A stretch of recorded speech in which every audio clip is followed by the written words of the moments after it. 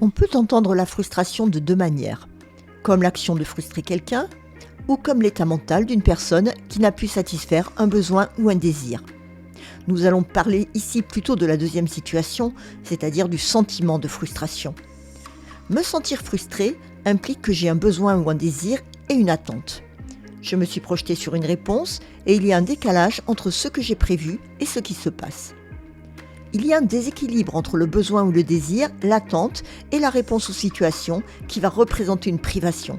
Cette privation va générer un stress qui peut être majeur si le déséquilibre est important.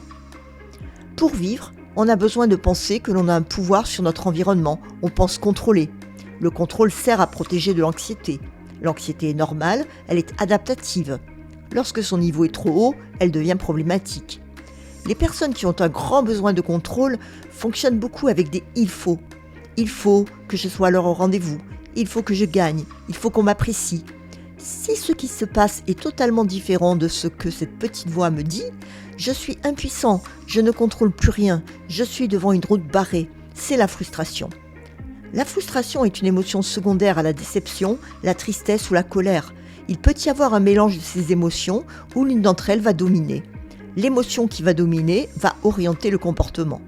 C'est une émotion extrêmement puissante, susceptible de générer un comportement passif-agressif ou une agression avec attaque de l'objet ou la personne qui va être associée à cette frustration. Le tilt est un terme utilisé au poker et désigne un état de confusion mentale lorsqu'un joueur ne peut plus maîtriser ses émotions. Il prend alors des décisions qui vont à l'encontre du bon sens et perd irrémédiablement.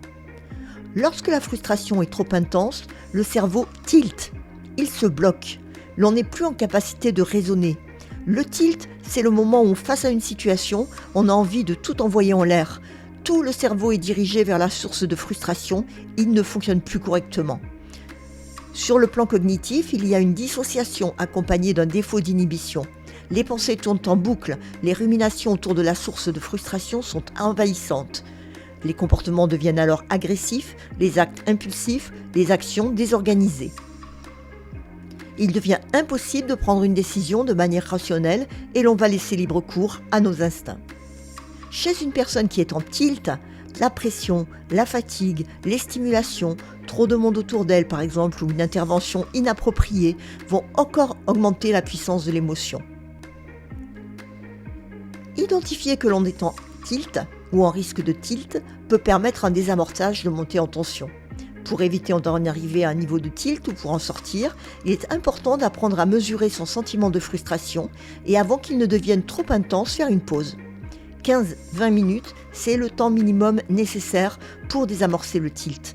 Cette pause peut être utilisée pour respirer, marcher, courir, se défouler, en fonction de son tempérament et de ses besoins. À distance, il va falloir travailler sur la régulation des émotions. Les émotions, et la colère en particulier, ont une fonction utilitaire. Elles indiquent qu'un besoin n'a pas été pris en compte et demandent une réponse. En soi, la colère est une émotion positive, c'est un signal d'alerte. C'est important de ne pas la refouler, de la prendre en compte, de la traiter. Sinon, l'on risque d'accumuler, et la cocotte minute explose. Si la colère est une émotion positive, la façon de la gérer peut être négative.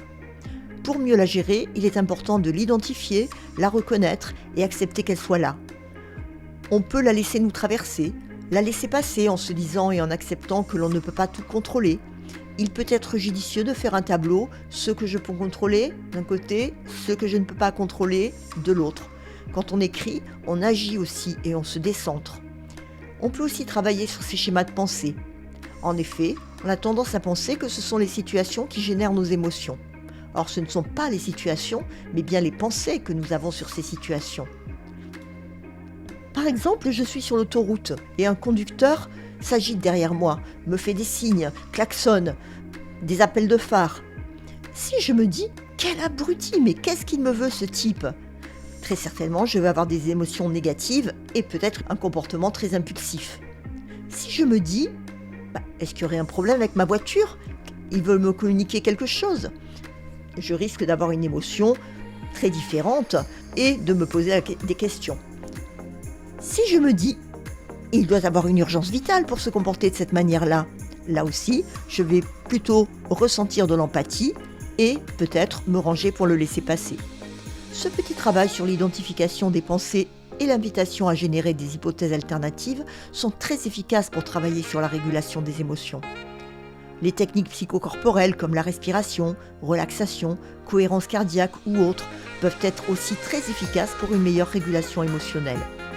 Une autre piste est la redirection de l'attention et de l'énergie vers une autre source d'émotions plus positive.